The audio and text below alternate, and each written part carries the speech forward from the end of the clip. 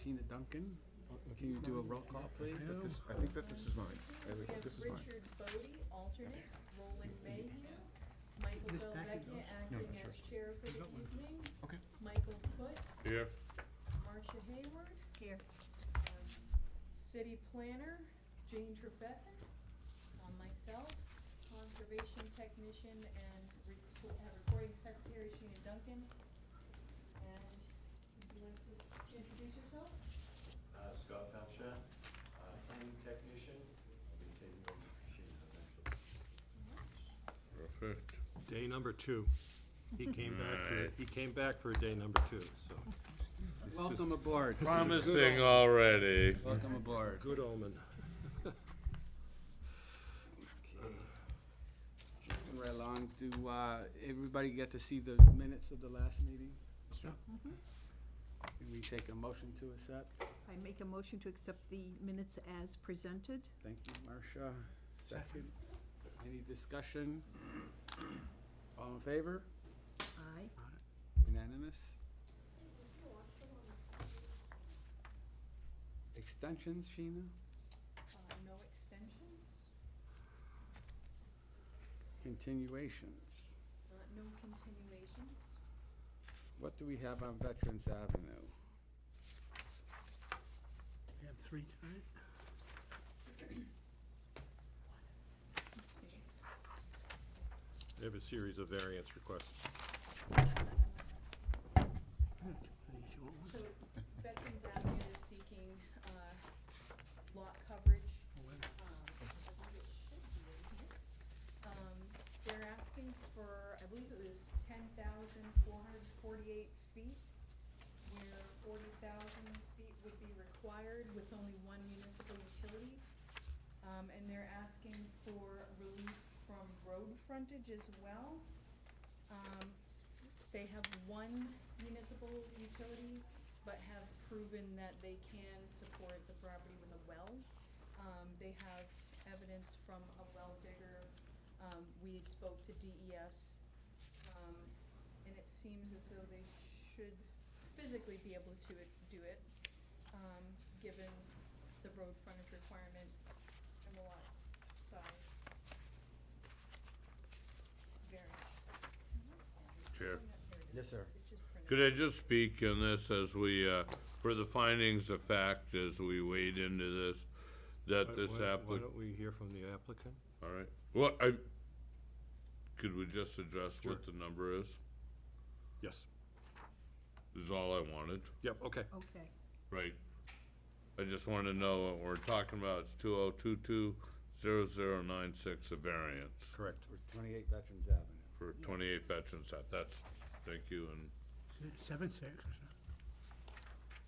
for the findings of fact. Are the Robinsons here? Yeah, 7, 9, or 7. What do you have there, Ron? On the application? 6. 9. Good evening, everybody. My name is Laurie Robinson, one of the owners. My brother's actually the trustee of the property right now. And we originally tried to go for subdivision for this lot.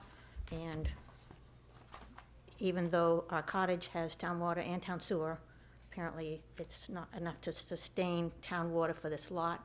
There's like 1-inch lines and 2-inch lines that are all over the place. And Ben Crawford, which there's a letter there from him, he stated that he's not gonna stand in our way to try to have a well, because really it's just inconceivable to be able to get town water to that one lot, even though, like I said, right next door is a cottage that has town water and town sewer. He doesn't want to have any more easements put out there. A lot of this was done years and years ago with a handshake and a smile, and everybody trusted everybody, but he says he doesn't want to give any new new easements for water lines. He wants them to stay in the road. And as I put on here, it's like 500 feet away. If we had to come down Route 3, which is the most accessible, but really still unrealistic to go 500 feet down a state highway, which they just recently paved over again. And Ben has also told me, and I've talked to other contractors, they said that getting even the ductile, there's a certain type of pipe that's for water, main pipe, and that's in very short supply right now because of the pandemic. They don't know when they're gonna have enough to do jobs, even that they're trying to plan for this year, 2023. We have tried all types of other options. We talked to Ben originally about doing a land swap with one of the neighbors that had property up near where the water main is, way up on Veterans Avenue, which that's just another problem because Veterans Avenue doesn't want anybody else tying into their water main because they consider that a private road. And I know that's still kind of something that the city and veterans are discussing, I'll say, as to whether or not it's a private road, public road, or who really has access to the water main, but basically it's just kind of another whole can of worms. So they don't want you tying into it on their side of their road line, if you say it that way. We do have town sewer, like I said, that's like manholes right in front of our cottage, so that's reasonable to get the sewer to the property. And these requirements go up just astronomically.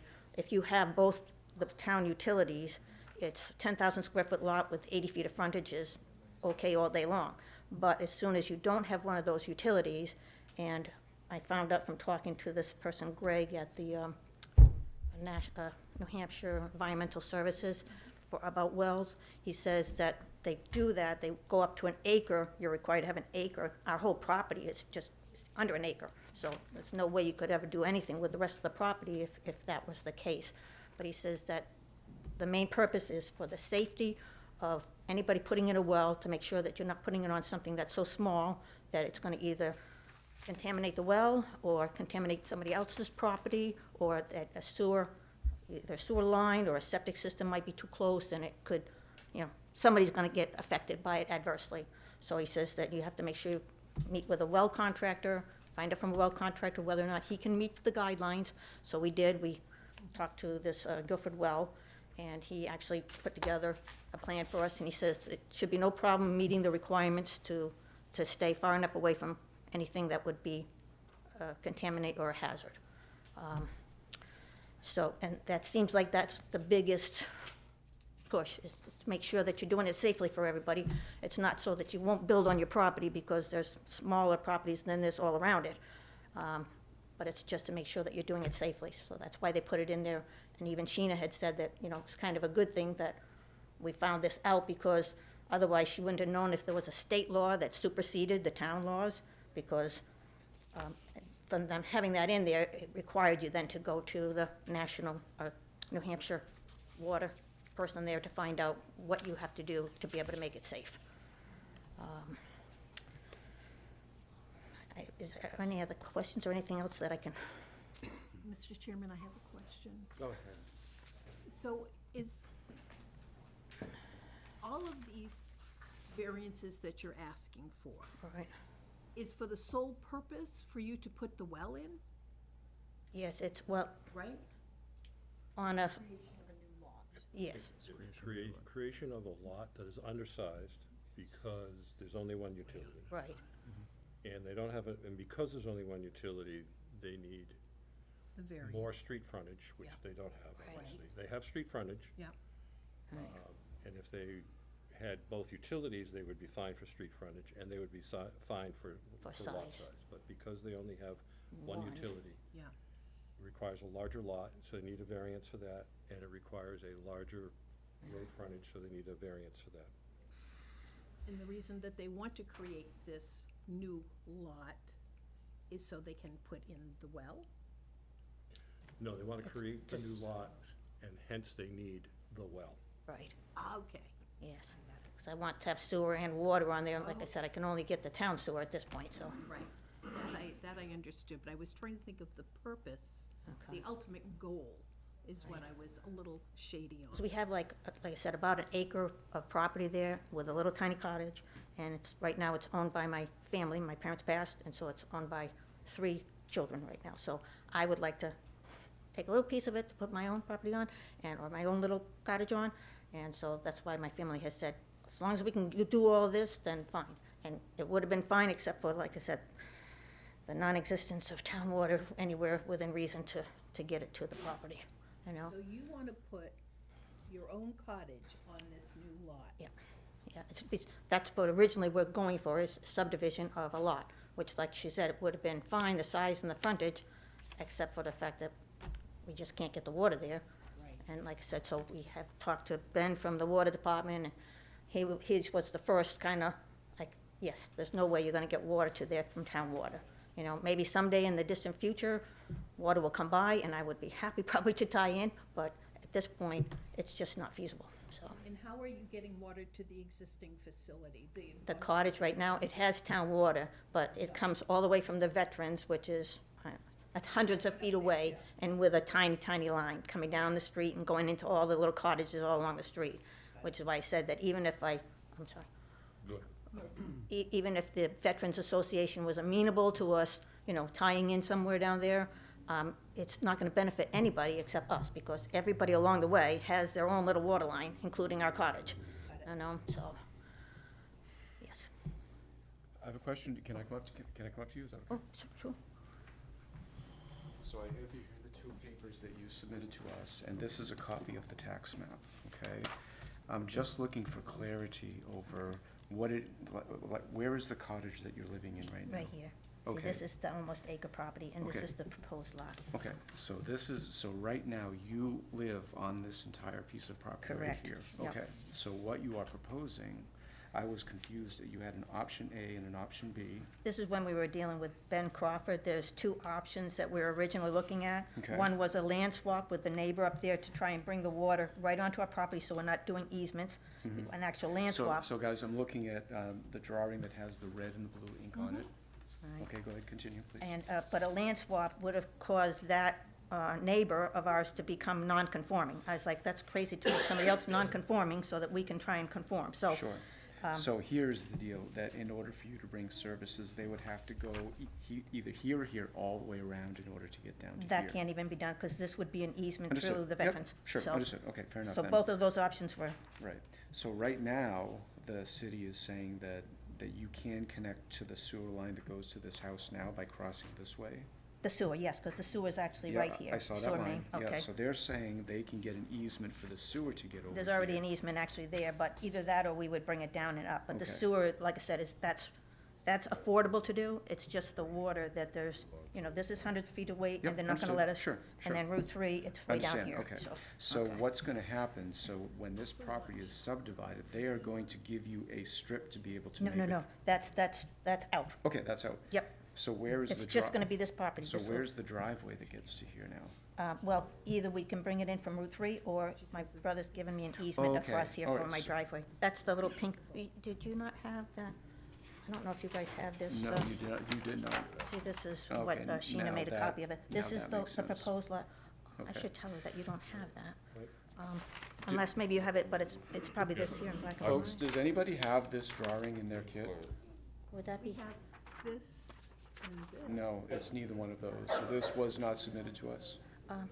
that's the one that you did the pink and the yellow on, Sheena? Yeah. But, I thought she made a, well, she did Well, this. well, hang on for now. Don't worry, This is- don't yeah, worry this about that is- just yet. okay, That's okay. sorry. No, no, don't apologize.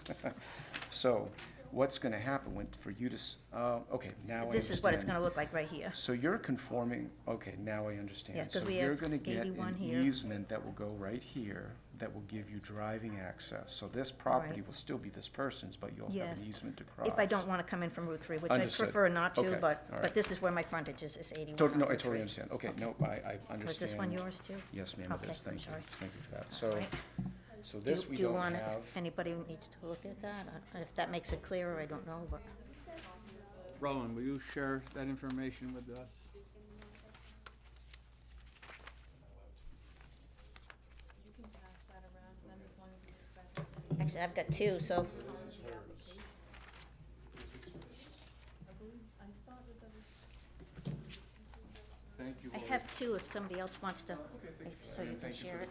Lori, thank you for the clarity. I'll have some questions for the board afterwards, but I'm satisfied. I have a Good question. Yeah. Did Guilford Well do any drillings to find out if there's actually water under that? No, they tell you could go, he based his estimate on 400-foot well, but he says could be a little bit less, or it could be a whole lot more. He says, you don't know until you actually drill, do the actual drilling. I know. How are you getting water there now? Well, there's no our cottage actually has town water, but it's by a 1-inch line that comes down the road. Down So, what road, please? down Veterans Avenue, sorry, And that comes from? the Veterans Association. Route 3? That town water comes from Route 3? No, that comes from Veterans Association. There's a main up All the on, way over from somewhere like Tower Hill, oh, probably, yeah, right? yep, yeah. Yes, I would say so. Then the only other spot to get it is Route 3 down by, I believe, it's like the cinema down there where or the drive-in theater, Here, so. question, please. Yes. So my understanding, just in doing some of these other things, is there's a 75-foot setback from the property line for a well. Correct, correct. What do they say about putting it that close to the property line? Hang on a minute, I think I have it on here, but I'll just double check. I'm just asking if that's been nodded at, or Yes, is, it has. So, I don't know what page it is, but it says well location setbacks from septic system. And it is 75 feet from from pretty the much every, septic and from 70, yes. from yeah. property lines? No. Well, yes, but what it says is that, it says the setback to a septic and all these other things can be reduced to 50 feet if the soil line is SDR 26 or equivalent. And like I said, this well person, Norman from Guilford Well, he and the person from New Hampshire Water, I'm just gonna call it New Hampshire Environmental Water or whatever, they both are aware of what the regulations are. There's, like regulations that you put in place if the property is smaller, so. Does that make sense? Mr. Robinson, I'm just confused as to, if there's several cottages working off of that 1-inch line right now, what detriment would it to be hook up another house? Well, that's up to Ben, and Ben Crawford from the Water Department, and he says it's basically, it's a 2-inch line that comes down almost to where our cottage is, and then 1-inch lines come off of that. And he said that if we weren't subdividing, he says he would allow us to put like another building on that line that comes into the property. It would require us to do a separate shut-off, but we're wanting to subdivide so that, like I said, I can have my own. understand, yeah. So that's only to try to keep it cleaner for the family, is to try to actually do the subdivision. And he says, any subdivision, he says, even if I put in a water line to use temporarily, he says, as soon as you subdivide, you have to have your own water source, either by a well or town water. So, I think it's a matter of supply, that you're gonna start, Starving the other homes? exactly. push it too Because far. of an addition? Yep. May I? Please. I'm curious why we can't just go straight off from Daniel Webster onto this? There's no water straight off of Daniel Webster Highway. Like I Why, s- is it because it's on the other side? Are these the, fire hydrants I'm seeing, so water's actually on the other side? It's not just on the other side, it's way down by the Weir's Beach sign. There's fire hydrants all the way down Daniel Webster. Uh, And I'm asking, because I wanna learn. Yeah. As a member of my community, I Right, wanna learn what water access is on Daniel Webster. So am I Right. seeing that it runs down the other side, and the inhibitant is either coring for access, something that happens, without digging it all up? Why don't they just consider coring from it well, and allowing access? but I think you're believing that there's water directly across the street, and there's not. Ben Crawford's planning department, it says, to the planning department, Ben Crawford, superintendent of the water. He says, water service cannot cross another property. Get But that? then it says, 12-inch main would need to be extended south approximately 500 feet, and that's the one that would be on Endicott Street North. The closest water main is approximately 500 feet away. So you're talking 500 feet down a major state highway. And I just find it stunning that we have restaurants in I know. that same vicinity that have to have iron piping, and yet there's not water available to, it's just my own. All right, and I've actually Yeah. talked to the fellow that bought that restaurant across the street, used to be a Hojo's there, Yep. Howard Johnson's, and from what I understand, they have just a service. They have a service from where that big main is down by the cinema or the sign, and they have just a service that runs up. And so Ben told me also, if they ever want to do any more developing along there, they will have to extend a huge big main. So at least they Right. can bring it across their own property, but, you know, they don't have to bring it down the state highway. They can bring it across because they own a lot of frontage on that side One of the would street. imagine that lack of access to water would be inhibitive to, development there. Especially, how big a building are you looking at building? Oh, well, probably not too big, because it's not that Just big of a lot. for- It's just, Just for yourself, I yes. mean, right? And Yep, maybe family, for 2 people, yep, right? Interesting, yeah, so. right? My primary thing was to get a garage, because I'd like to be able to at least be up here, have a place to put my vehicle, because our cottage doesn't even have a garage or even a paved parking spot, so. And one more time, I'm going to ask, there's no setback from, the setback here is only from the sewer and not from the boundaries of the property for the well.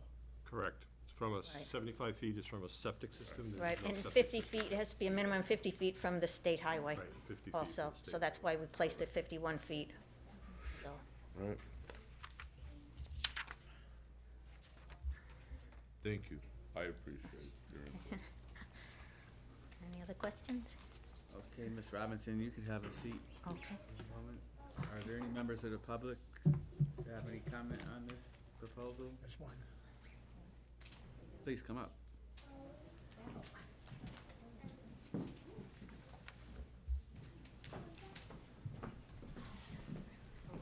Hi, Name and address for the record, please. Linda Chaffee and my sister Diane. We own 38 Veterans Ave. 2 doors down from the Robinsons. Yes. So it is a summer home that was left in a trust for my siblings. So yeah, and I was talking with my sister, because we do have town water. We have town water, yeah, So- 38. And I'm a little bit, I'm just trying, yeah. We were trying to follow what I know the there's a few conversation things was that, about the water. that were going But we do on. have town water at 38. So just, we're confused about where we fall into that. And the proposed plan that I think, because when Jeff spoke to us, he was talking about another Yeah. property behind us, but I think this is something different. This is separate. Right. Your place is separate, yours is closer Yes, to the 'cause main my road. brother was, I know he was talking to you, and Yep. I was basically told to stay out of it, but when he met with me, he was talking about putting something up behind. I says, you can't do that. You don't have any frontage up there. So that's why it has to be Right. moved I think that's over. just a separate Hello? conversation. You have to Okay. address Yeah. the board. Sorry. Not another conversation. Sorry. So you have town water. Yep, You don't have this lot that you're, where the easement is gonna go. That's not yours, then? I The haven't easement seen for the any. driveway? No. no, No. because that's closer to the main road. Correct? Yes, we're down by Route Yep. 3. Yep. And they're up by the Yes. veterans. Yep, Very good, We're right Linda, at the Diane. veteran Thank you side. for your Yes. comments. yep. All right, thank you. Is there anybody else that would like to address the board? Staff? So the matter before you is creating an undersized lot with undersized frontage. Yes, there are some technical details that go along with that that are part of your consideration, but this subdivision will go to the planning board. So the issues of sewer and all of those, and driveway easement and all those things will be taken care of at the planning board level. So your decision tonight is about the lot size, which also translates to the frontage size. 10,000 square feet, what's the approximate acreage on that? Is it, About .2. okay, less than a quarter? If there was water and sewer available, both available, a 10,000 square foot lot would be permissible. She'd be done by now. Okay. Why can't we get water there? I find it hard to believe. It's a cost factor. It's to upgrade the water system that's there, that's now serving the neighbors, et cetera, to add another service is a couple $100,000, which they would be paying for. Water department's not gonna upgrade the service Right. to create one lot. It's just, all these other houses are being served from that 2-inch pipe. I can't believe this lady's gonna use so much water that we can't get her some city water. It would make all of this unnecessary. Correct.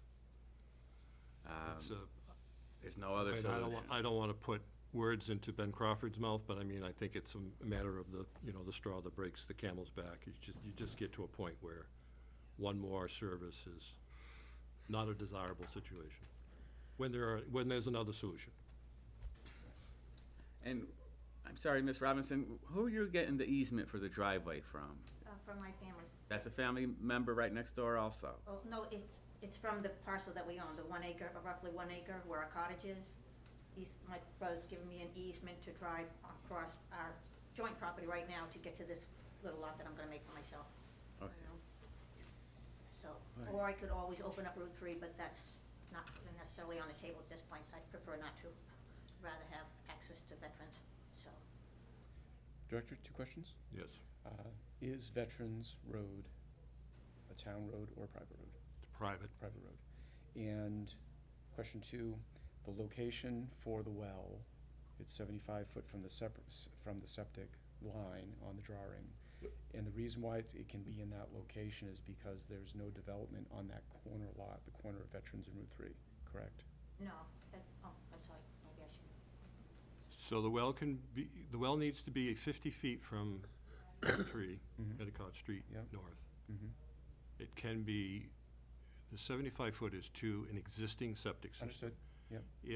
If someone were to develop that lot that's now vacant, They would have to maintain that same distance from this well that is right, proposed. but there is sewer in No, I understand. in the available area, so a person, if they're gonna develop that lot, more than likely would connect to the sewer, so therefore there would not be a septic system, so therefore the 75 foot would not come That into answers my question. come into Fair enough play.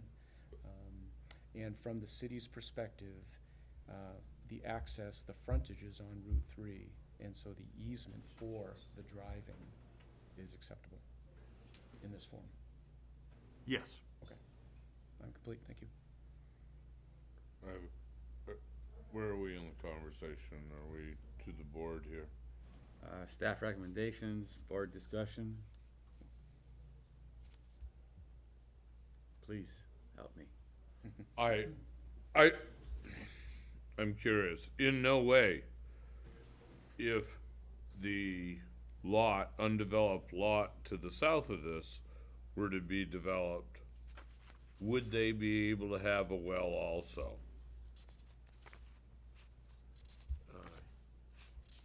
Would they in not theory. be inhibited? In theory, yes.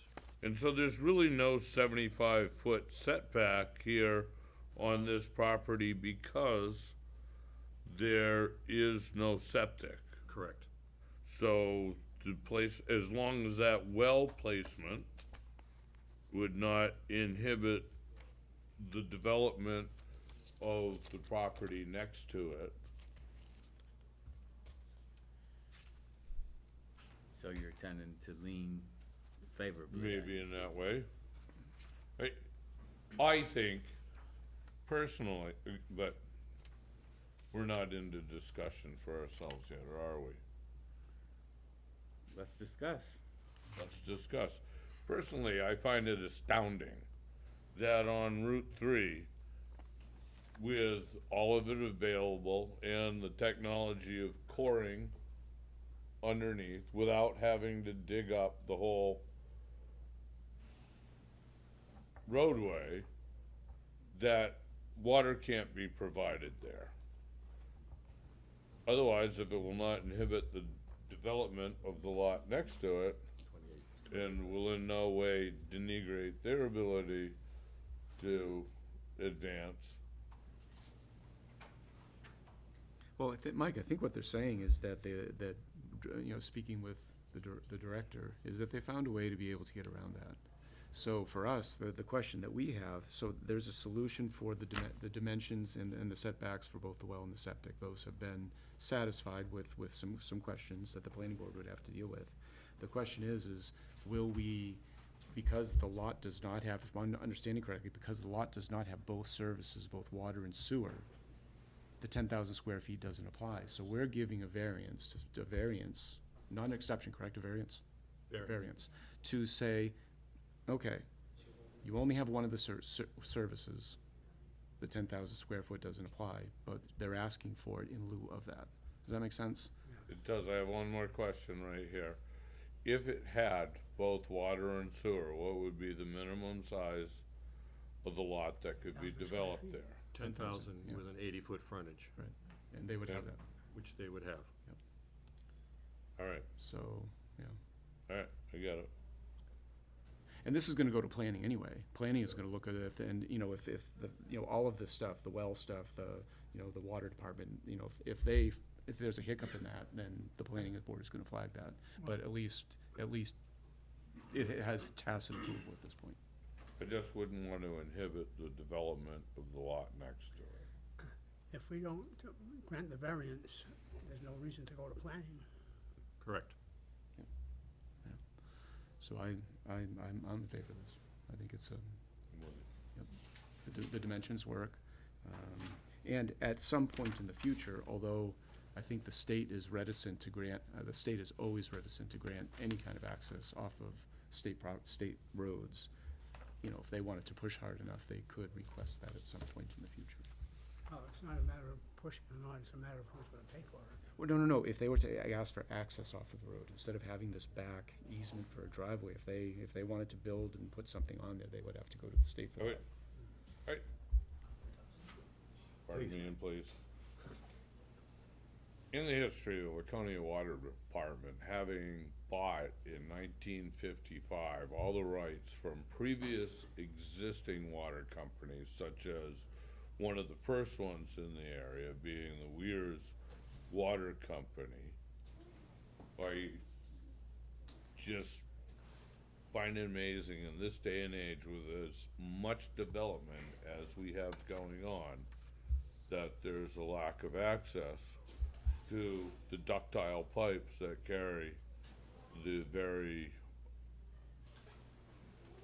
Well, fire hydrant. there's not a lack of access. It all comes down to the fact that it's not on the ground right now. It's not in the ground and accessible to this piece of property in its current form.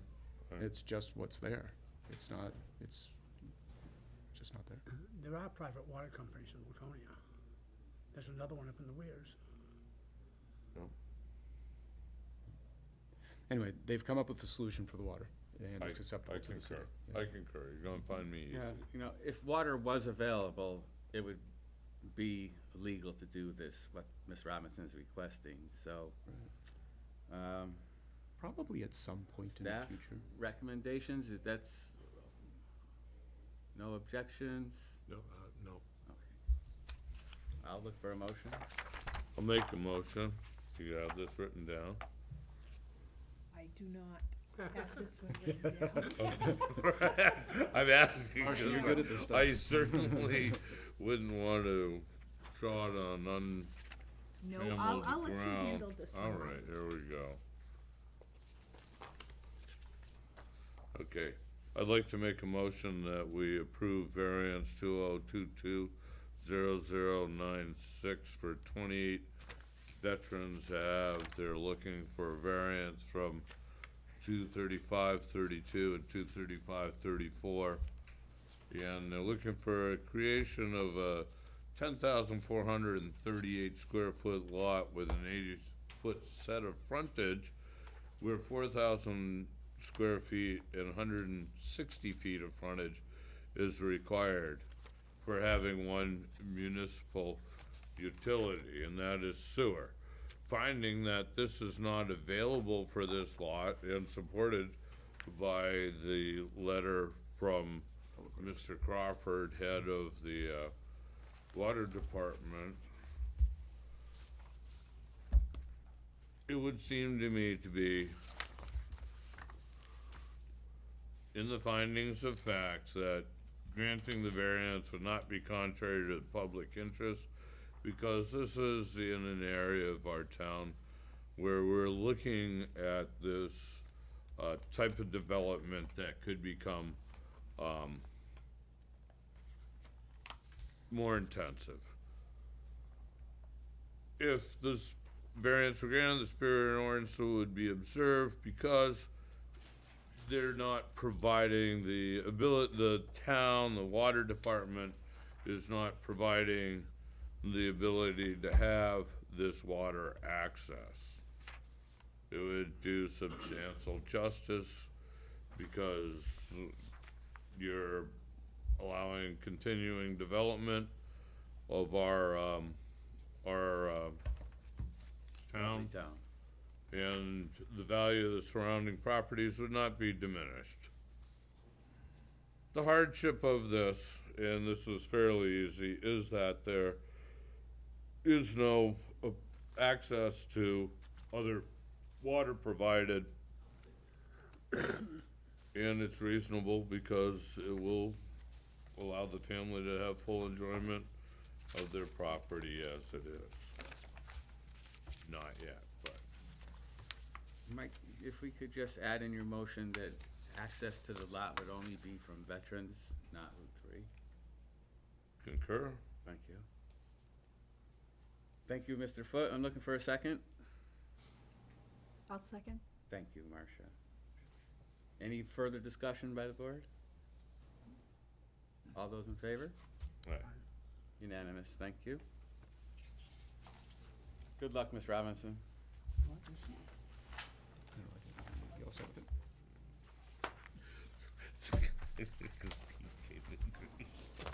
Moving right along, we have Tom Canton Trust asking for, Nope, skip one. Uh-oh.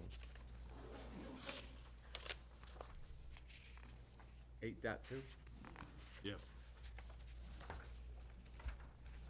That's not making a presentation tonight? 8.2 is White Oaks.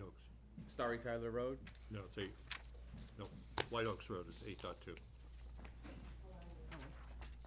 We have three Sequence that was the next one.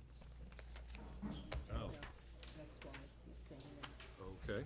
Yep, White Oaks might be a little time consuming, and Starry Tyler Road is on my agenda. Yes, ahead. that's Okay, the second sorry. one. You're in charge, you run it. Okay. Mr. Canton's here, please.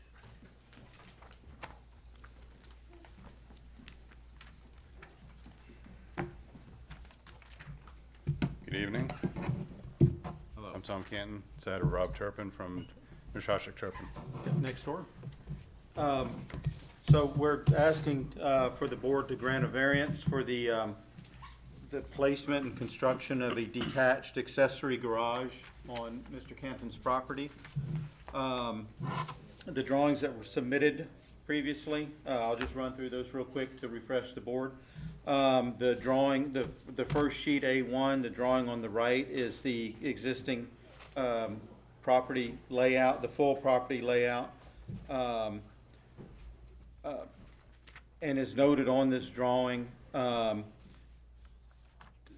with the existing brook that feeds Lake Winnisquam running through, with that unbuildable area and the wetlands that are part of that brook, and the slope, and then the side setbacks and the lake setback, there's a very small area that's available on his property for a structure such as this.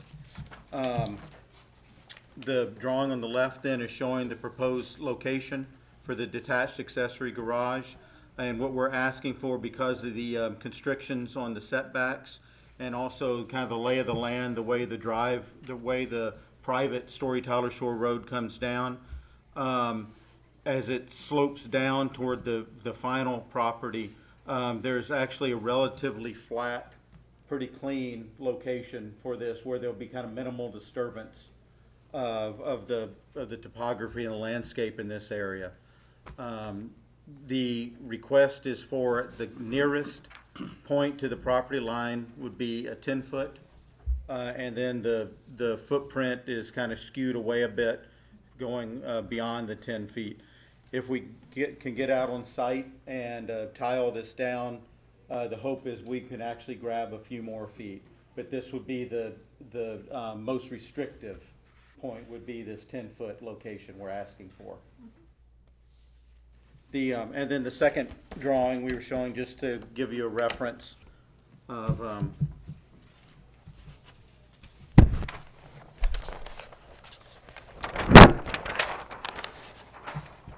the garage, the proposed attached accessory garage would be very much in keeping with the current attached garage.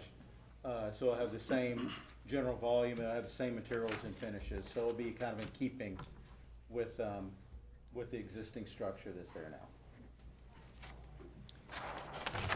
If you'll notice on the way these lots are laid out, the two lots adjoining each other, the furthest lot is our family lot that we've had for 48 years or something. And the new lot where the summer house is, summer cottages, we've owned that for 20-ish or so years. So we operate the two properties as one entity. There's 3 generations of families there, but my parents and myself and a whole pile of grandkids and growing. So this is, as Rob was talking, is a dirt road. It's actually a private driveway. Everybody has easements on it from the top of Daisy Gardner Road down. And as Rob indicated, this is the best location amongst the properties, and that the nature of this is to keep the natural wooded feeling of the property. Is we don't have lawns down there. It's wood and pine needles and big old trees and brooks literally running through the middle of the property and around the property. We want to keep that feel. By putting the garage where that is, it will enhance that without invading nature any more than we need to. So I understand that there'll be no objection from the neighbor. No, there's no objections from the neighbor. No. Very good. But for good measure, we also had him write a letter to that effect. Yeah. I saw that. Yeah. I can't believe he's still around. Anyways, the access to the property beyond you comes from this road. It doesn't come from below. No, you drive through. You drive through our property to continue on. It's they have an easement technically, or actually, through Right. our property to continue on into their driveway and their property.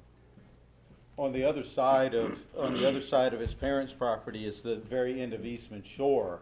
However, because of the brook and then the elevation change, there is no physical connection between those two. Right.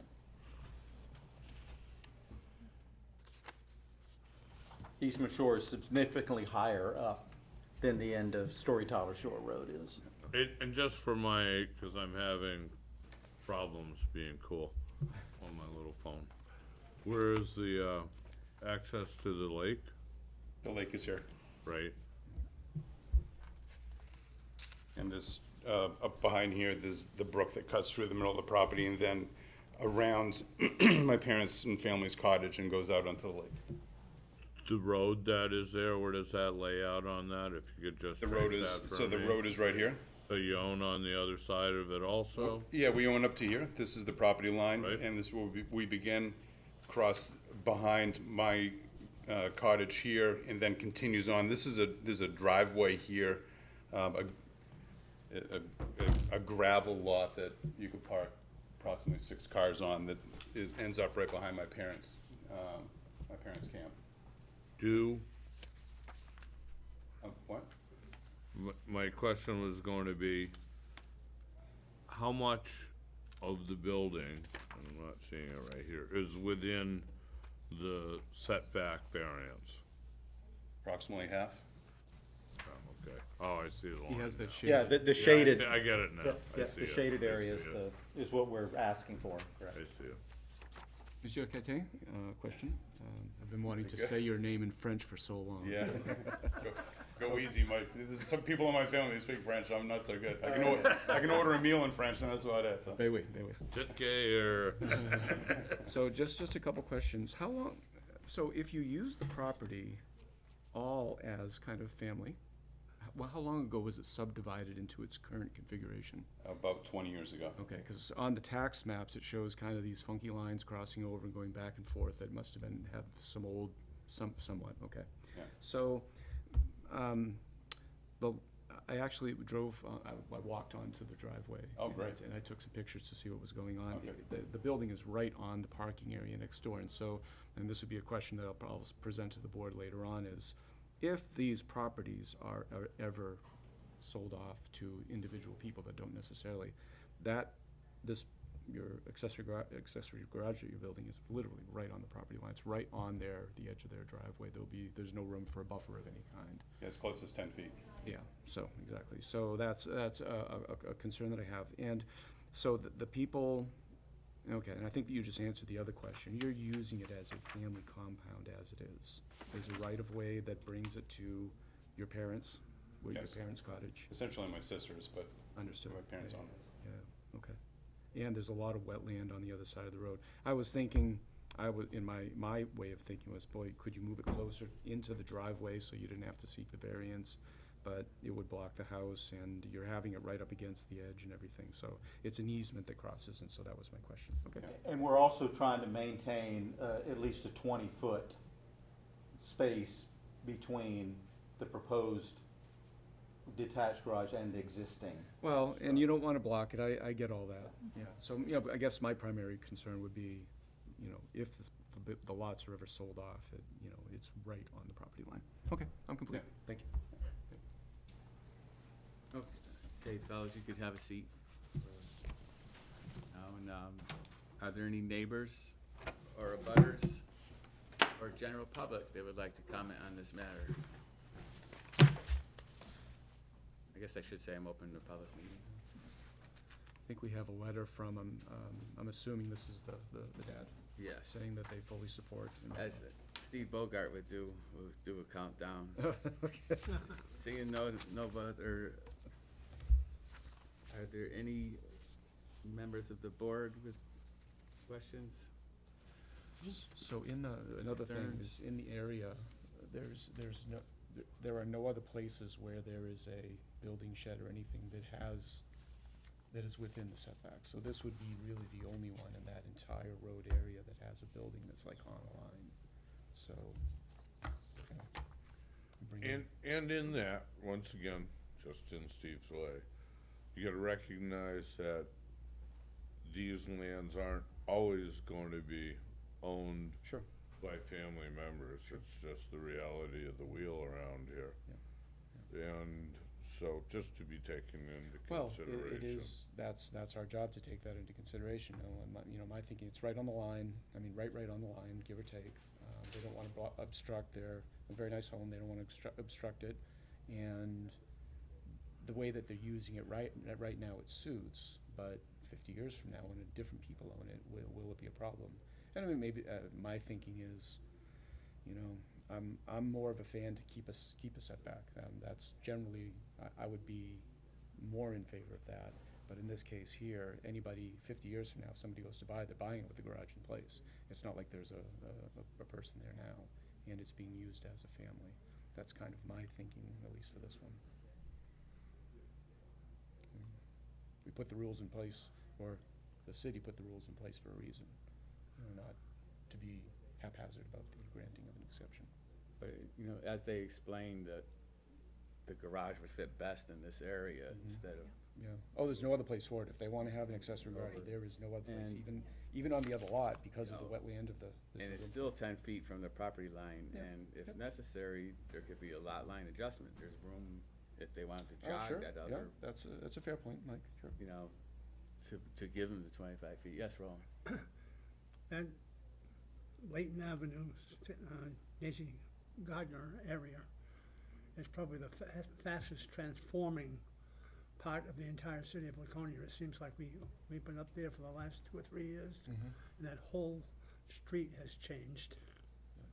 So I don't think that this is going to be anything We have different. garages right up on the road. Yes. On the way there and We've things. had problems with garages I'm not down there. opposed to this. I do have a question. Please, Mr. Foote. is it gonna be used for any other purpose? Is it gonna be living area above the garage? Is there water, heat, and sewer? Is it going to be an Airbnb? Is this just a With the garage? plans, I don't think so. I have to ask you to come back up, please. Sure, happy to Mike, answer the if you question. could- So, no Airbnb, no living quarters over the garage, no toilets, sinks, none of that. No drains in the building. The nature and the purpose of the building is for storage on the main level for things that we and no one else wants to look at, like trailers and snow blowers and garbage cans, et cetera. And up above would be primarily storage space.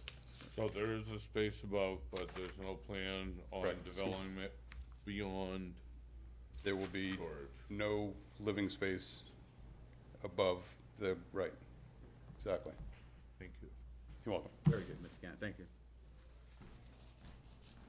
Any other discussion? Staff recommendations? So just a couple of things to keep in mind. The first one is, one of the purposes, not the only purpose, but one of the purpose of setbacks is to control density. Density is not an issue out here. There's a lot of land as it exists right now. The second thing to keep in mind is, I understand the comments about the neighbors. The neighbors are, very friendly at the moment.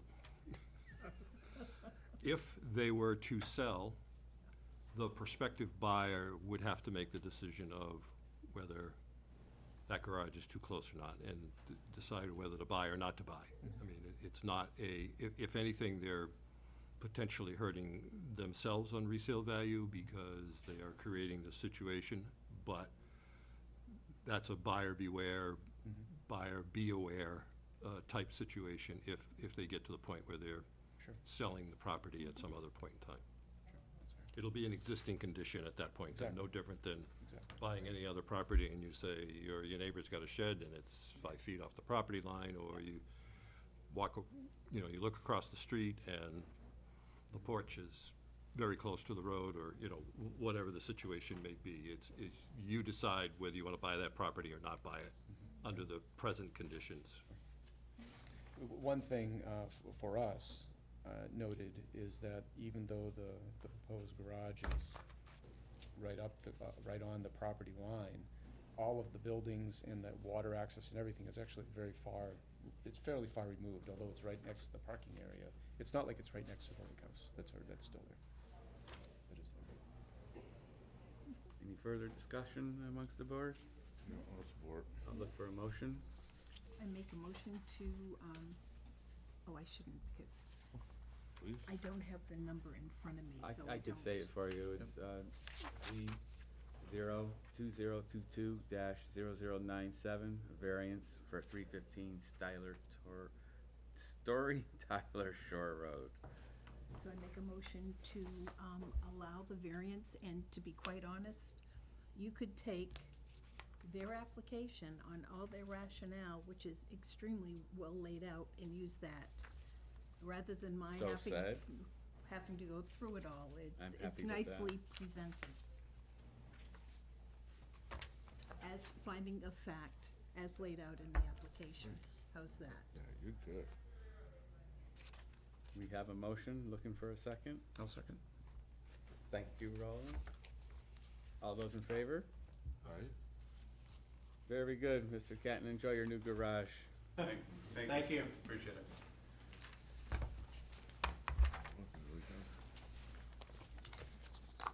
Now, moving right along. We have White Oaks Road. Is the representative here tonight?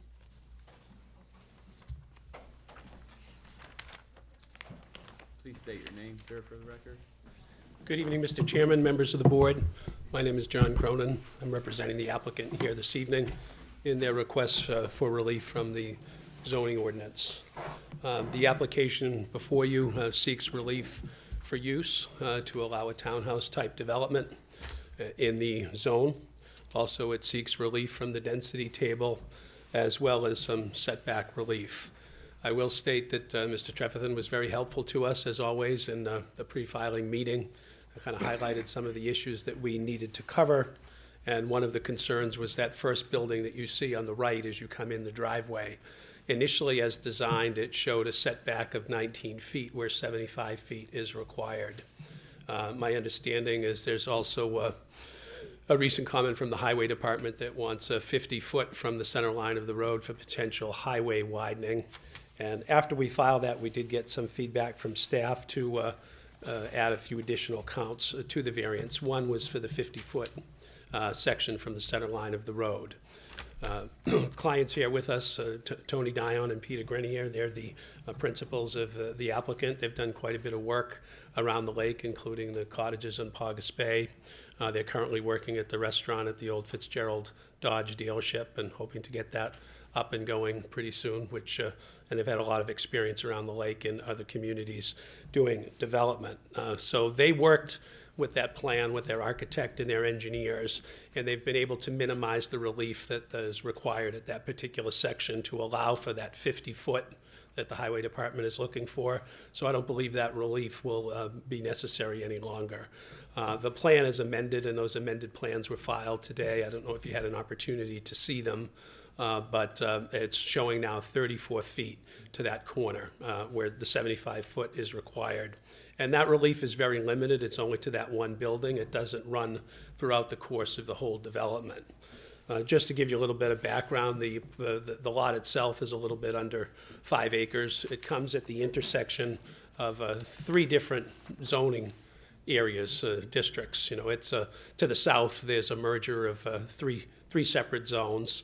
This is all in the residential zone, but nearby to the south, there's an existing townhouse project that is situated, has been there for some time, and seems to function very well on that site.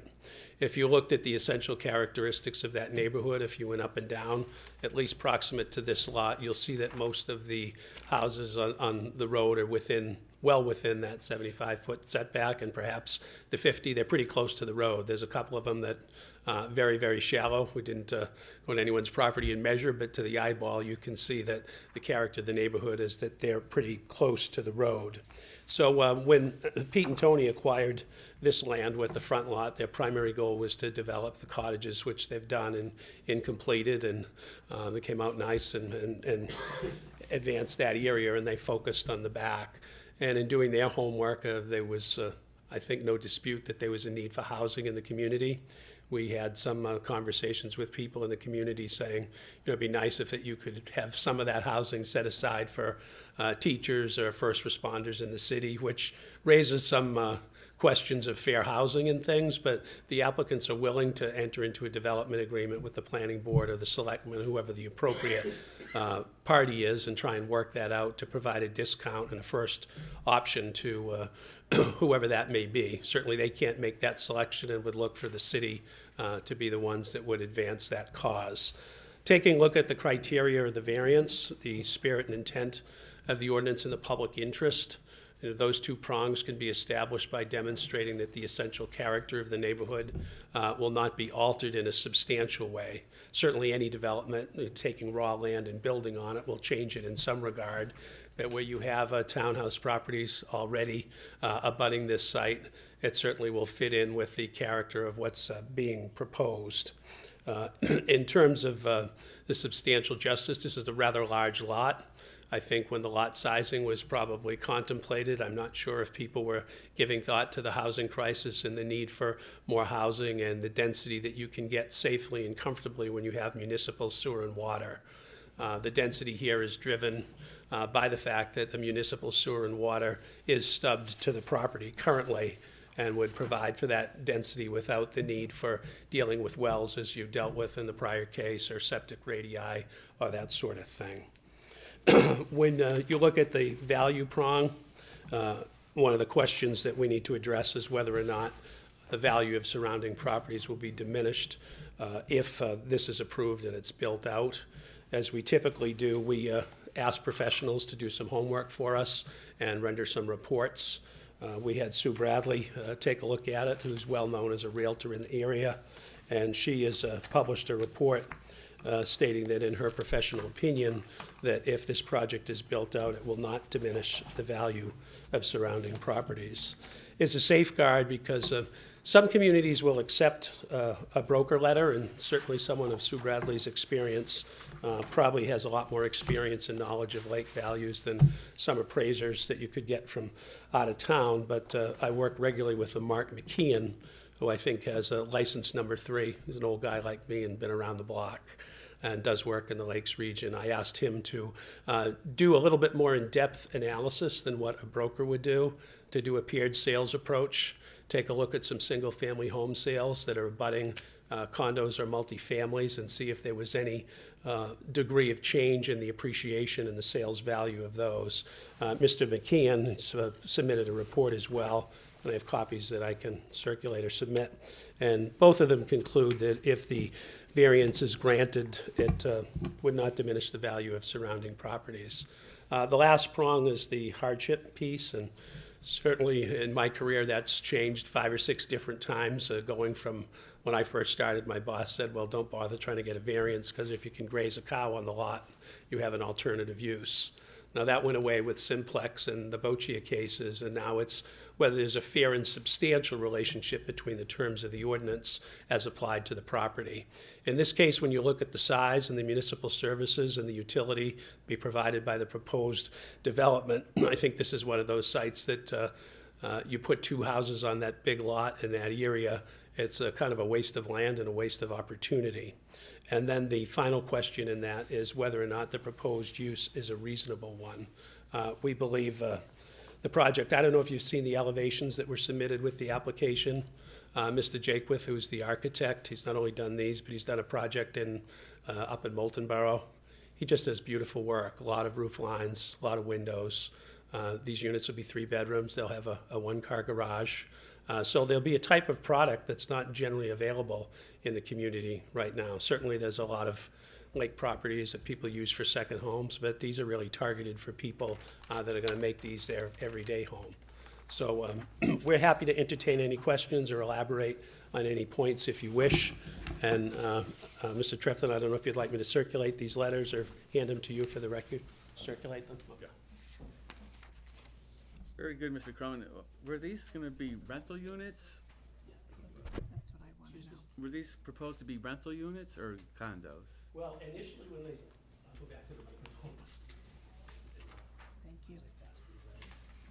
You, sir?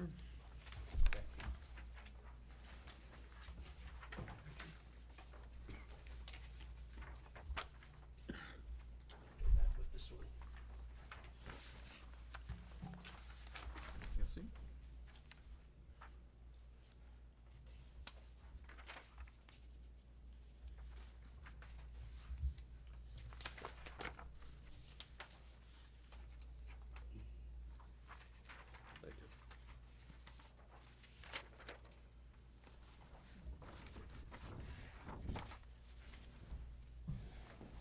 Mr. Chair, to respond to your questions, in the initial stages, I think this was a 100% thought to build them out as condos and sell them. But since this property was acquired, a lot has changed in the marketplace for off-the-lake properties with interest rates and various costs and things. And the feedback that they are getting is that there's tremendous demand for a product like this for rental. So although I'm not prepared to commit one way or another on it this evening, I think they're looking really hard at trying to make the rental numbers work and providing it as a rental opportunity. Can I ask, if it is a rental or if it's a condo, what would be the rent per month? Or what would be the estimated sale price if it were a condo? I'm trying to get a sense of your target audience here.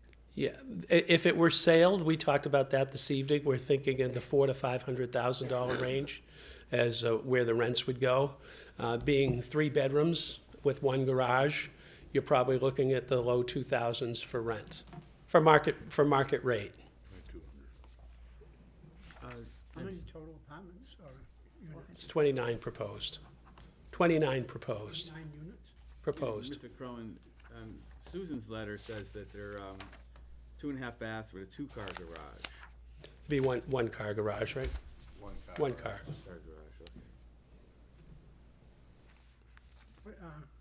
What's the requirement for number of bedrooms per apartment house? No requirement. You could have studio apartments. You know, I mean, you could have studio, 1, 2, 3 bedroom, there's no requirement. And the applicants are willing to work with the planning board and the city as well. If there's a preference one way or another from the city, whether these be rentals or whether they be for sale, they're flexible in doing that. And you know, one of the things driving density is the biggest cost today in doing some of these projects is your infrastructure and your roads. I remember when I started, it was like 75 to 85 bucks a foot for a road. I couldn't believe it in Hooksett at a recent project. Severino, who's a great road builder and competitively priced, with utilities extended, was close to $1,000 a foot. So you really need the density to make the numbers work. Mr. Cronin, you keep mentioning that when you look at the character of the area, that there are things there that are similar. But it is my understanding that those, like the Paugus Bay condos that are at the beginning of White Oaks Road and, let's say Evergreen and the RV park that are at the far end of White Oaks Road are in the CR zone. That's correct. Okay, and so therefore you are asking to be the first multifamily unit in an RR1 zone. RR2. Well, it's RR1/RR2, I believe. There's RR2. it's a split zone in the back. There's a piece. So you're So anyway, you would be you're the correct. first, right? You're asking to be the first. Yeah. My coach said either be first or last, but don't be in the middle. No, I think, you know, asking whether it's first or last, from our perspective, if you look at it, you know, from the entire area, and maybe you're concerned about precedent or whatever, but you come up from that corridor, from the boulevard, you've got a densely populated commercial development that's really, you know, within eyeshot of this. Trying to think of the name of it, but it's got the restaurant on the bottom and the golf shop and condos up on top. So you've got some mixed use and you've got some trailers along that road. And you also have the Brady project that's on the books for a lot of units that are gonna go further towards Weirs. That hasn't started yet. And I don't recall the number of units there, but that will be a substantial development that will be similar in character to this. But is that development, Mr. Trefethan, what zone is that development in the project? It's a CR. It's a CR? Yeah. Okay. I'm not, you may be correct that this is the first multifamily in the RR1/RR2 zone. I've been trying to think. There may be another one. I'm not sure. Certainly, this is the first lot in that zone as you go up the hill. Right. Yeah. Mr. Cronin, is it possible the driveway coming in and off of White Oaks, if that was just a little bit longer, it would push that first unit away from the road a bit, so it wouldn't be as a variance needed for that? Is that possible, or? I think they looked at that, and I think Mr. Trefethan was the one that pointed it out, saying that you might be able to do that, but because of grades and slopes. Yeah, And Pete, if you can come up and just explain. if you Yeah, would. we could definitely. Introduce yourself and see if, Hi, my name is Pete Grenier, and I did look at that, and we can, you know, reconfigure this so that we would be well within that 75-foot setback.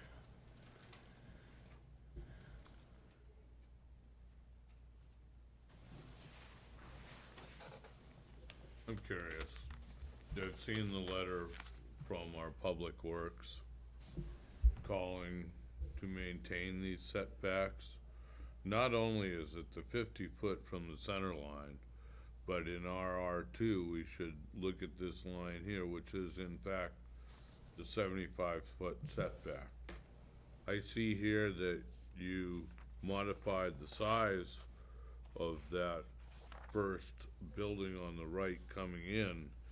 Is there a way it could be reconfigured so we don't lose the amount of income or flow, but still maintain that 75 feet. It seems to me, steep slopes and all, that there would be an opportunity to reconfigure it and having an understanding of exactly because of all the stuff that's coming to build in that area, allow it for, in 25 years, any possible expansion that there could be.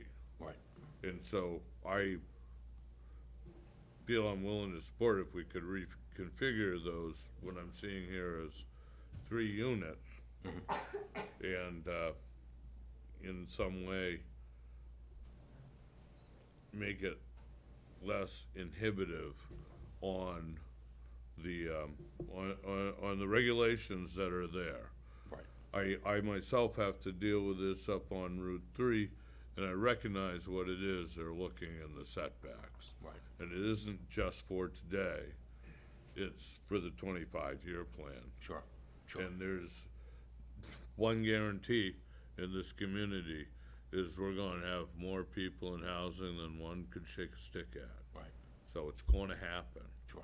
And so, I'm just curious if there's an ability to swing or reconfigure without reducing. We looked at it, there's a way to do it by shifting those. The reason those are the way they are, whether for sale or for rental, there's much greater demand for the end units because of the windows and the light. So that's why that building is there. If we remove the building, we could probably get units in those middle 2 on the left and preserve your 75 foot. But if that's important, we can certainly reconfigure it to make that work. Yep, absolutely.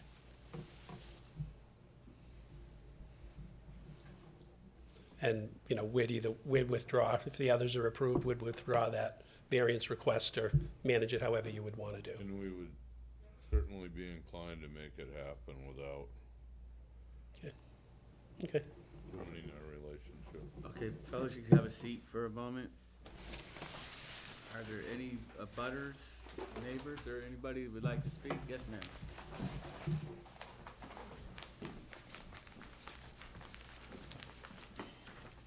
I apologize, this is very new to me. I've never done anything like this before. I just moved to Laconia with, Tell me your name, please. sorry, Jenna Hawley, Hallee, 61 White Oaks Road.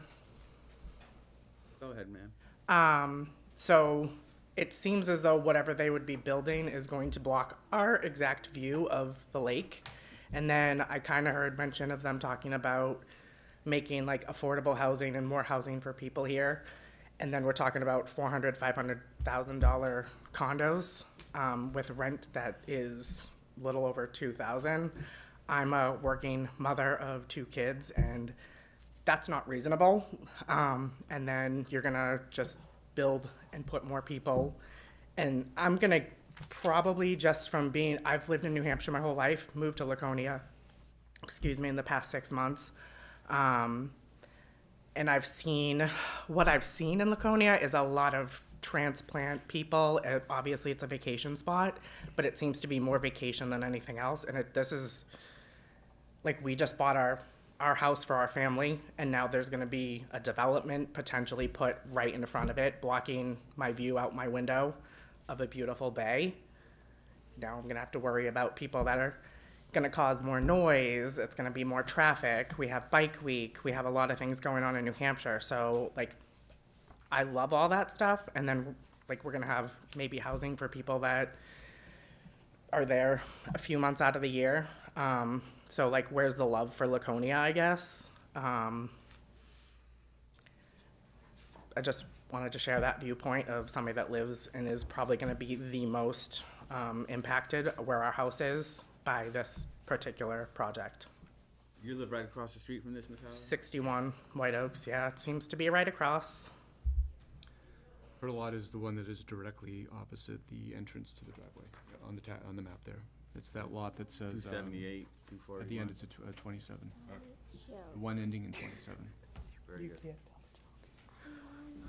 Thank you, Ms. Holly. Thank you. Any other? Yes, ma'am. Hi, Susan McCarthy. I'm at 30 White Oaks Road. I own one of the condos that are adjacent to the property. We just kind of want to see if you could, if it's possible to see how they're laying out the property. We kind of feel like 29 units is trying to see how they're, so you're going vertical, so you're going that, so we're over here, is that correct? Right here. Okay. I mean, I think when we look at our neighborhood, and we really do consider it a neighborhood, it's not a lot of transient people. There are a lot of owners there. We don't see a lot of rental. The property that you spoke of, the Villages, that's a Guilford property. It's not a Laconia property. We would probably rather see owners than rental. I work a lot with first responders, and to, say a first responder on their salary can afford a $500,000 condo is probably not going to happen, but we would vote, certainly in favor to see ownership and not rental, and have a lot of transient. And I don't know what the codes are for short-term rentals in that area. I know that we don't allow Airbnb. So we were just kind of curious if this is this a oh, thanks. Is this something I can have? You can. Awesome. The drawings too there, did you get those? The elevations that show the. Let me look. Yep, that? No? I'll give you, yeah, You can take that. yeah. I'll give you my card too. Certainly, that's better. Yeah, we were just kind of curious on the setbacks and how it was going to affect our property. But they look beautiful, so thank you. Thank you.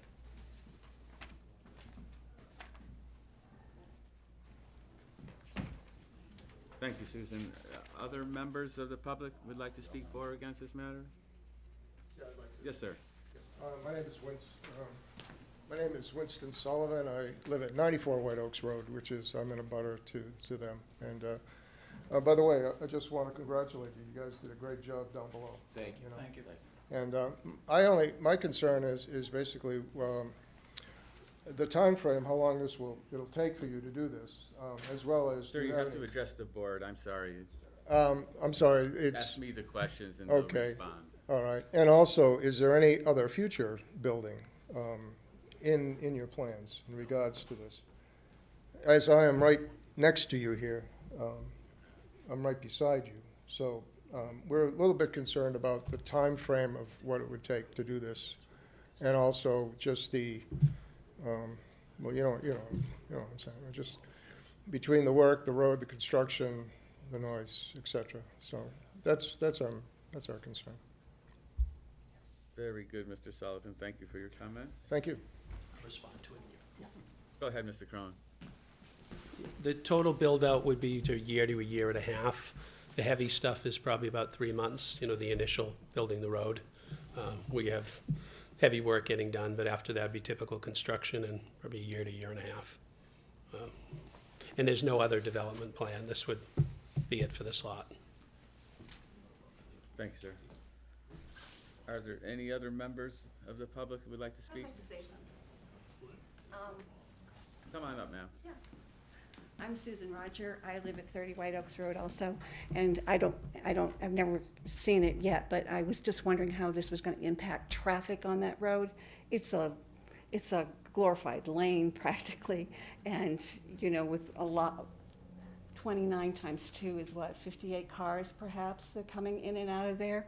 As it is when we come down to that point where we join Weirs, it's a difficult intersection to navigate. I can't imagine how many, cars will be backed up waiting to get through that spot. I was just wondering if there's been any, rationale about how that's going to, affect us and how we can make that a little bit easier.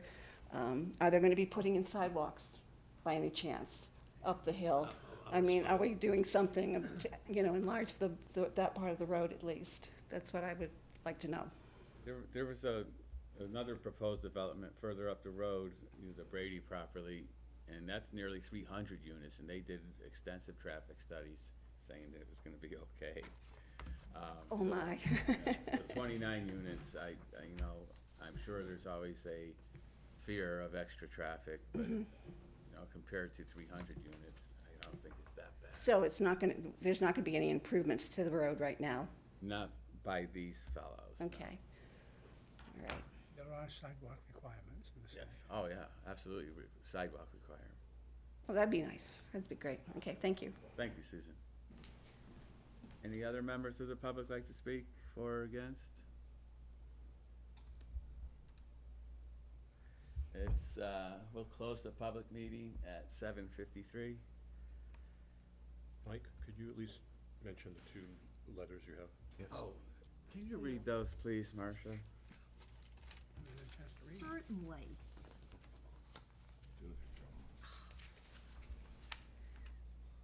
This is from Kathleen Hannon of 71 Weirs Boulevard.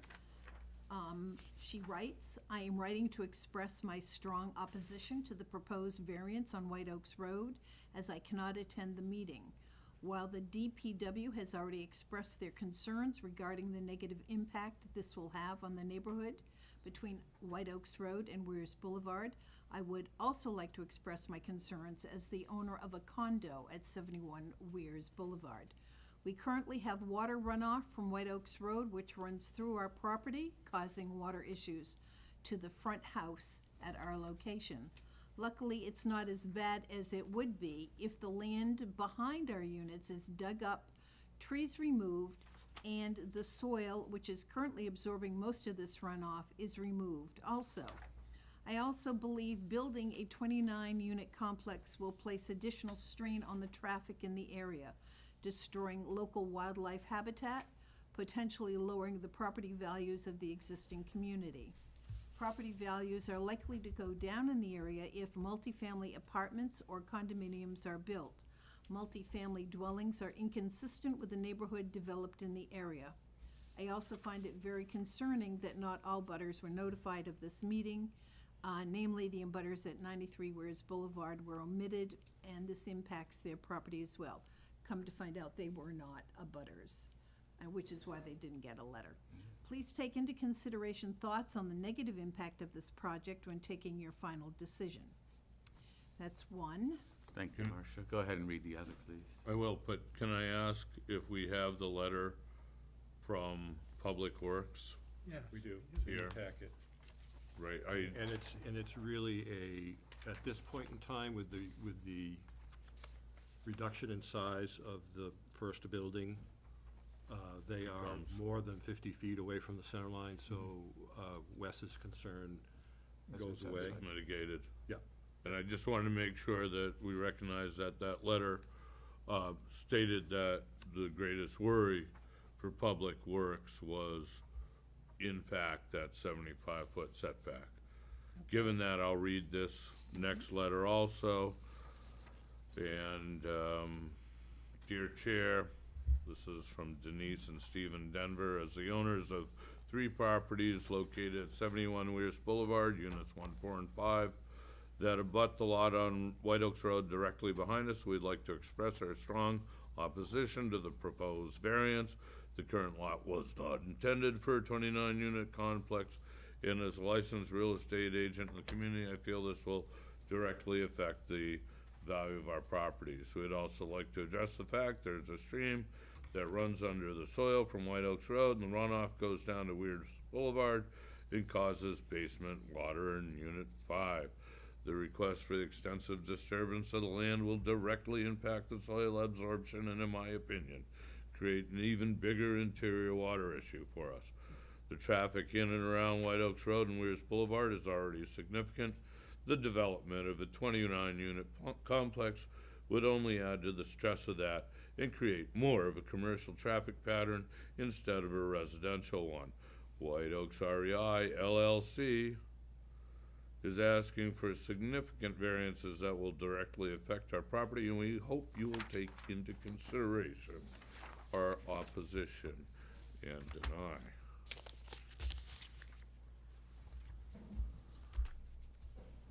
Thank you for that rendition, Mike. I can only be monotone, so.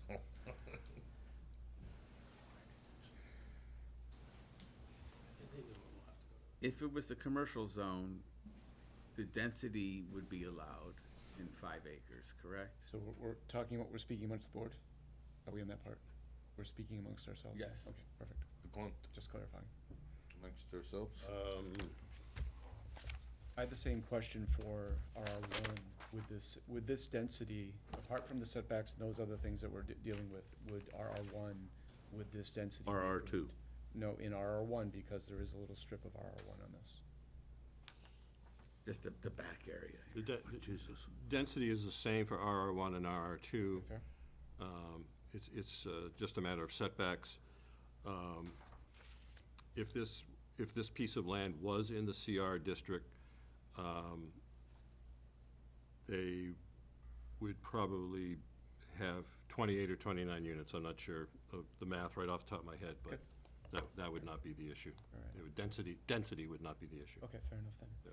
I really think the primary issue, really, Marcia, I think that you hit it, you know, this is an RR2. It is the most exclusive zoning in our city, and we're making a step to allow this. I really think that that is the primary consideration. I was curious about, and I should have looked at this before I came, whether the RR1 would fit as well, but because it doesn't, I would say, I would give some levity, some latitude to that. So really, I think that's our biggest question. Director, question for you. No, those questions are already answered. Okay, I'm clear on that. So I think that's really, are we gonna change the zoning? That's what it's all about. Yeah. Yeah. Well, we're at a place, I mean, in all fairness, right next door, there is a similar, it's not the same, but a similar complex. And right downhill, this is just a screenshot of the tax map. I mean, they're all single units and they're all rented out during the summer and various times during the year. So it is in a little corner that is used for vacation and for that. And there's a bunch of little buildings all over the place. Non-conforming, everything, you know, from in perpetuity. So because it is right next, but then, okay, then Mr. Sullivan says, hey, you know what? Hey, I wanna do that too. Add me into that new CR, right? And then the next guy, Mr. Leahy up the street, he says, hey, wow, this is a pretty good deal, let's do that too. You know, do we allow that encroachment into the most exclusive zoning in our city? It is inclusive.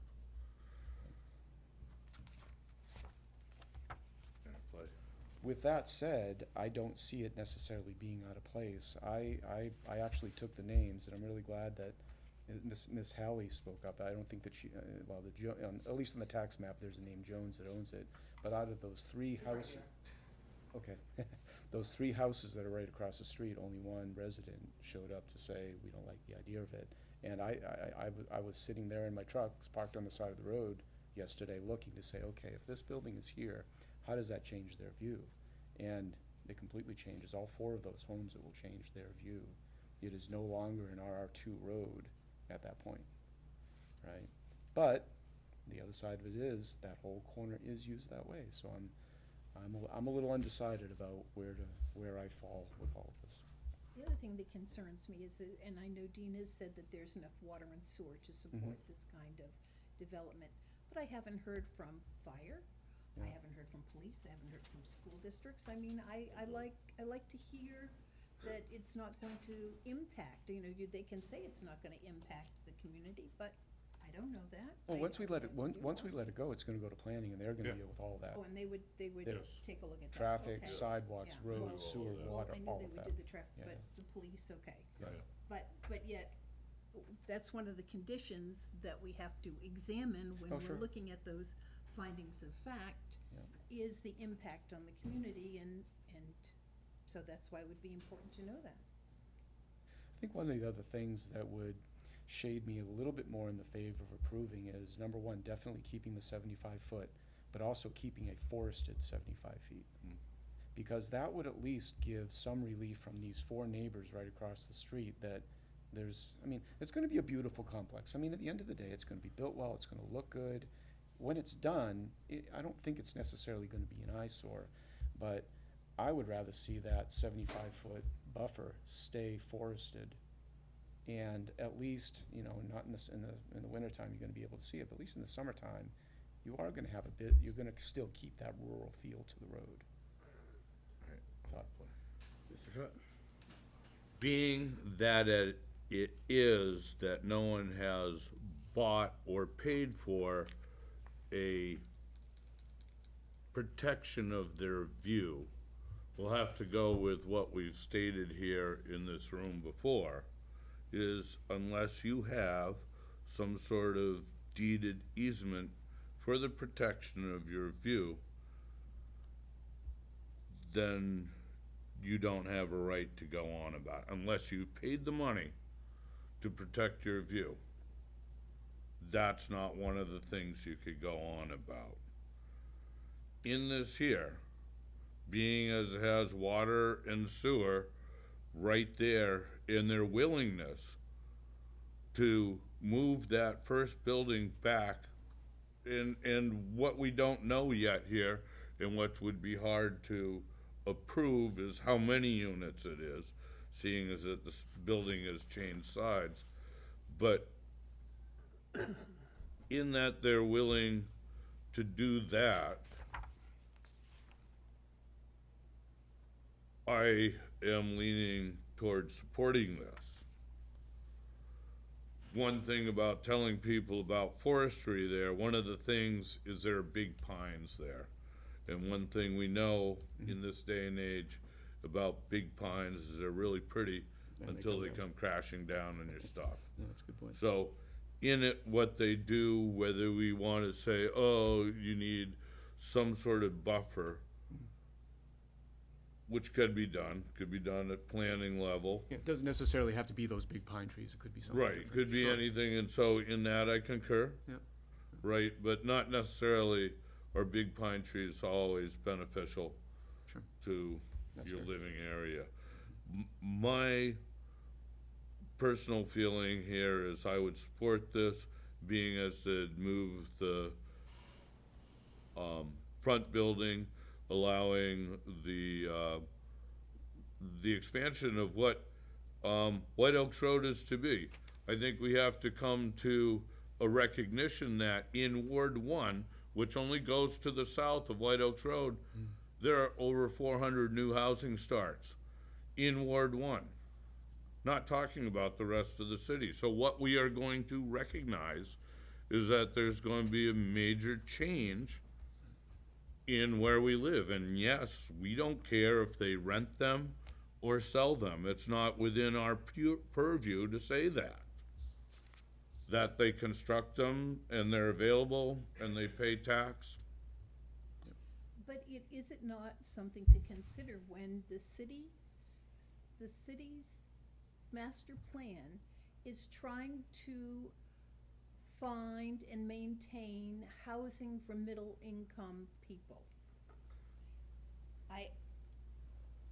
And if this turns into, are we willing to take a zone and disregard it just so that you can get more tax dollars, and maybe it's all for more higher income people that are only here for a certain period of time, and that it's going to be second homeowners because it's near the weirs? I don't know if that's in our purview or not, or if that's something we're to consider, but it does concern me. What we do have here, and if we want to look at our community overall, is there's a development in the south end that's 600 units. They're leased at $2,200 a month. Giving that one firefighter and one teacher live together, they should be able to make that. And when you look at what they call out, the average affordable price is, it's much closer to that $2,200 a month, which two professionals, as they tell me, should be able to cover and maintain. What do you think, Mike? Well, Marcia, I don't want to degrade your comment, but we don't approve this just to get the tax dollars. I know, that's what I wondered, am I to be Laconia concerned needs about that? housing. I agree. We need it. I agree. And to me, 26 units on 5 acres is easy to accept. I'm sure there'll be proper grading, water drainage, things like that. Sure. So I don't like it being close to the road, that one unit, the 3-bedroom, the 3-unit building. Otherwise, I'm for this project. So my concern I would just like to keep the 75-foot buffer, make sure that there is some kind of greenery that's in that space that can reasonably, I'm not saying substantially, maybe we could clarify some words about that, but that reasonably provides a buffer for the road and for the neighbors. And could we, we're trying to be careful about short-term rentals. Can we put something in at this place for that, or is it really just not matter? It's not our business. Okay, It's it's not not our our business. business. Okay, fair enough then. I appreciate that's fine, so. If one had a 3-bedroom and one were willing to live in the unit and rent out too as Airbnbs, it would fall within the construct For sure. of our short-term That's rental. right, okay, fair enough. Okay, I take that right back. So that would be, yes. Just to put your fears to bed, this zone does not allow Oh, short-term rentals, of course. period. Of course, yes. And we knew that. Much better. Thank you, Dean. But wouldn't we be changing the zone by No, approving this? no. It would still be RR1, RR2. Still would be, Yep. okay. Yep. You're just approving a density. At this Okay. point in time, well, if you were to not grant the 75 feet, which is what I'm hearing is the consensus, you don't need the 50-foot from the 75, that's been removed. Correct. So you're really looking at density, and that is the issue. And for me, that's a big issue. Yeah. But I hear you on that. I'm saying it is an issue for me as well, but I just think that it's appropriate for this little corner that is created here. That's all that I'm saying. Did we ask for staff recommendations Roland, already? any thoughts on your, Roland? What? Any thoughts for you? My thought is, I have nothing but the highest regard for Wes Anderson. I think he's a terrific engineer. And if he's telling us that he wants a 75-foot setback, that's good enough for me.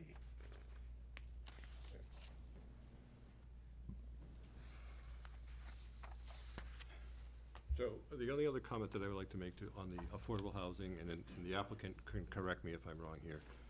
So I think the numbers that they're giving are, if there was no programs or subsidies or other arrangements made.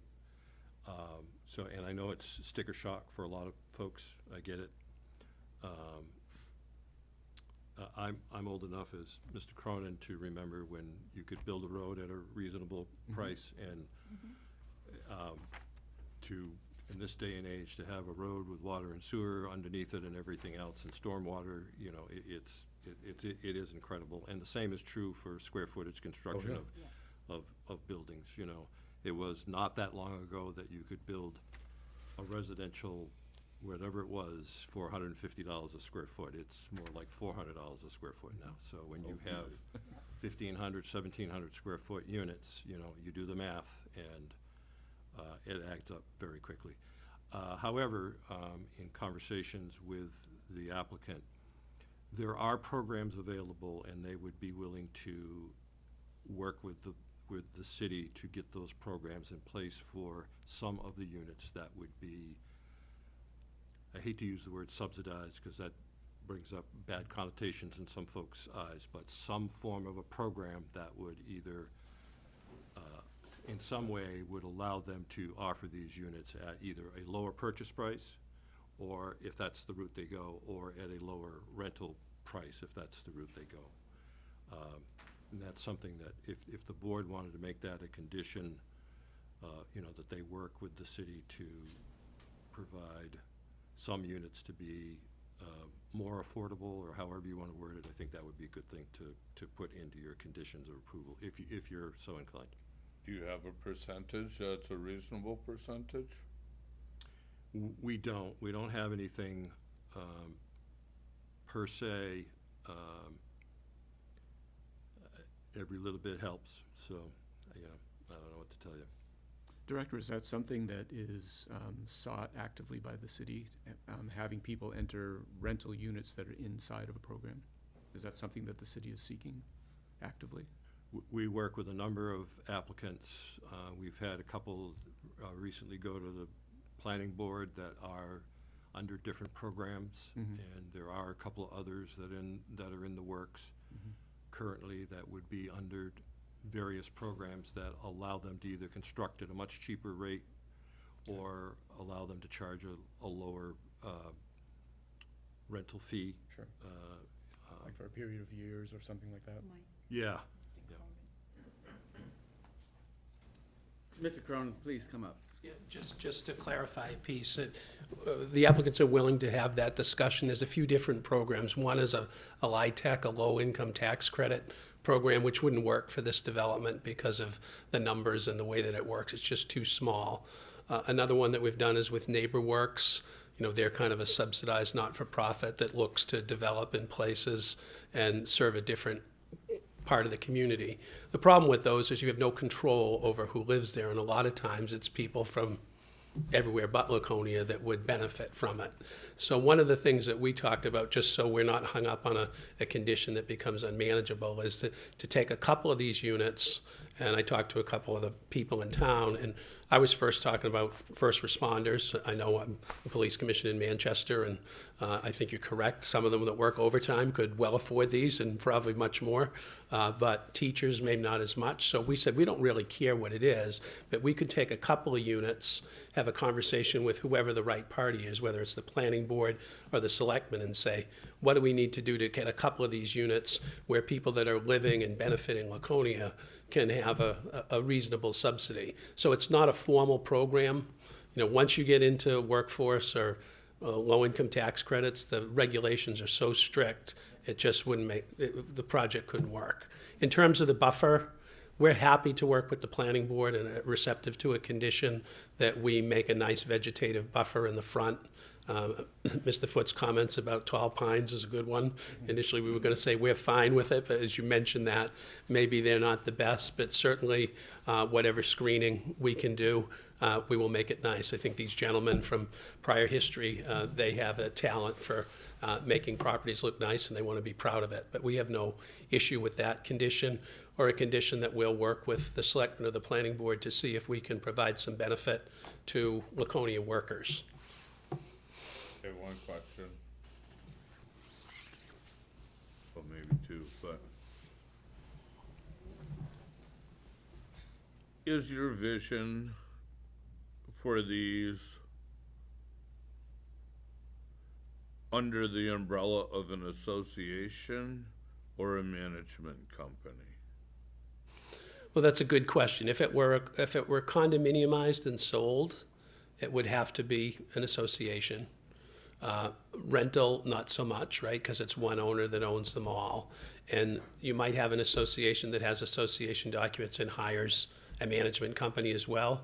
I think with that number, it probably makes for better maintenance and contact for people when they've got issues to get it done. So I would envision ownership, association, rental probably not, but in either case, a management company that's dedicated to keeping the property up.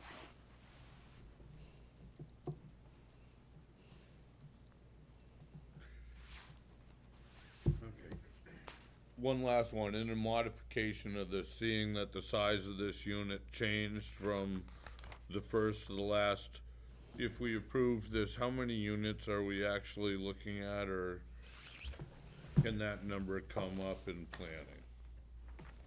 I think you need to set a number. Set a number of how many units this is? And we're willing to withdraw that request for the encroachment into the 75 foot. So that's maintained for the highway, which I think is clear that everybody wants, and it makes sense, as you said. So that goes away. We would like to be able to take those 3 units and put them on the other side to maintain the number at 29.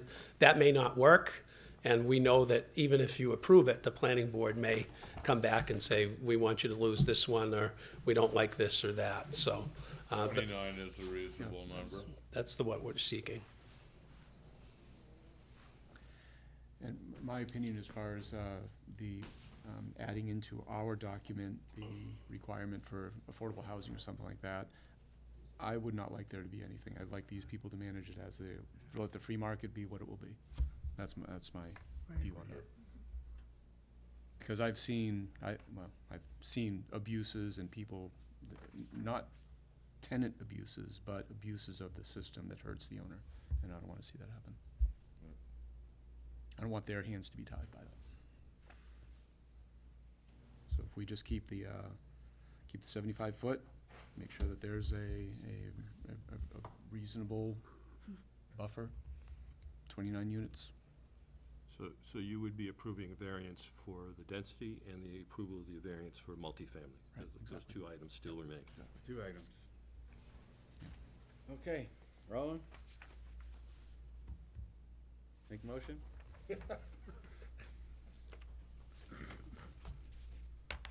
And on this here, could I just, because I'm not seeing it here for my variance, what 2 variances am I looking for from? You're looking at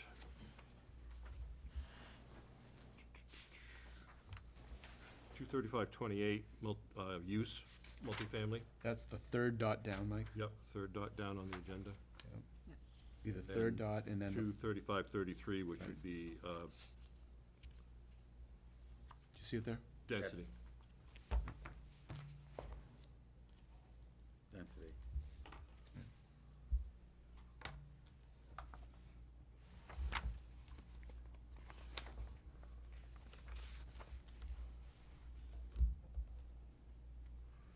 Well.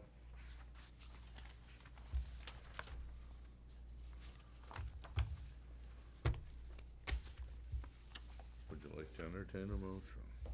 Please, Mr. Foot. Okay, I think we would like to make a motion that we accept application number 202200. Mine says 9-8, why do I have 9-7 mentioned? 9-8. Looking for a variance from 23525 multi, family in RR2, RR1, and 235.33, and that references density. We'll go with the variance is not contrary to the public interest, in that we're still maintaining setbacks from our RR2 on White Oaks Road. And we're allowing, this is for a 29-unit multifamily townhouse development.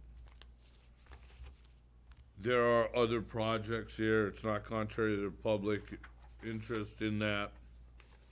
There are other developments in this area which are kind of the same. The spirit of the ordinance is observed in that we will not be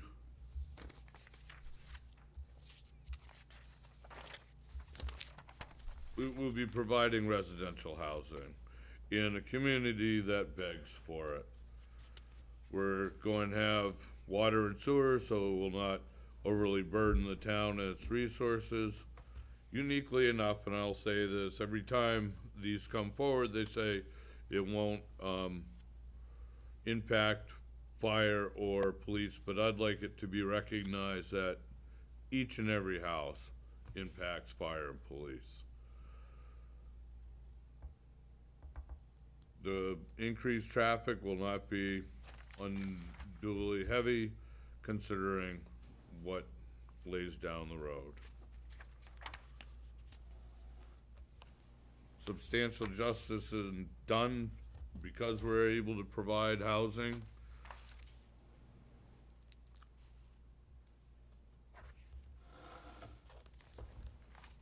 We will not be diminishing the value of the surrounding properties. You'd need a full property study to understand that anyways. Being as you've been willing to mitigate the encroachment on the RR2,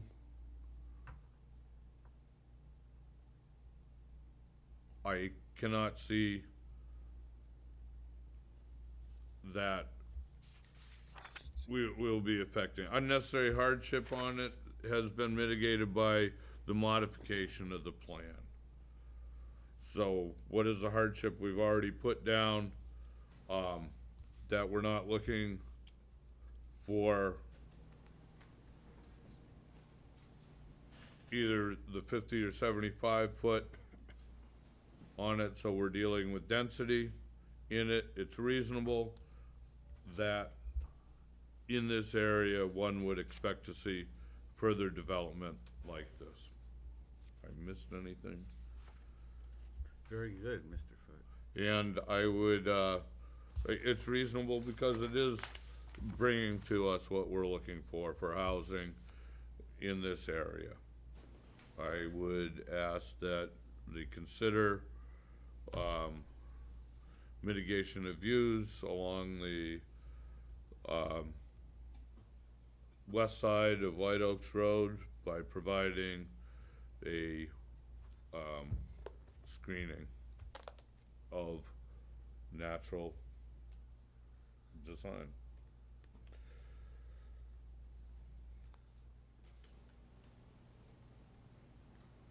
We have a motion. I'm looking for a second. Thank you, Roland. Any further discussion amongst the board? Did I miss anything? You did great.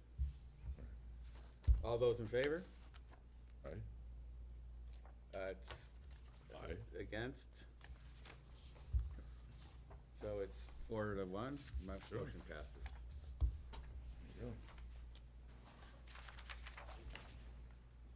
Thank you. Thank you. Thank you, fellas. Good presentation. Thank you. If you guys need any suggestions on plantings, we recommend our Conservation Commission. We'll check them out. Thank you again.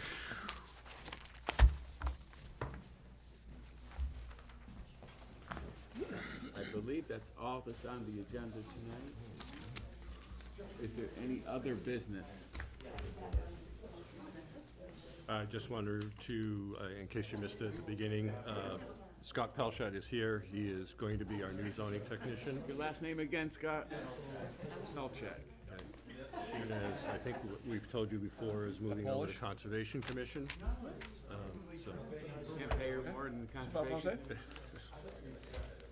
it's her preference. All right, very good. Scott, welcome to the city. We hope you enjoy your tenure here. 10 years. Tenure. It's like a spell check on that. You say yes, the shackles go on. I'd just like to comment on that meeting last night. Are we done with the meeting? No. Wait, after, we'll talk about last night's meeting. Is there any other business? Don't know of. Motion to adjourn. Motion to adjourn. All in favor? So said. So said. Now, Now? I don't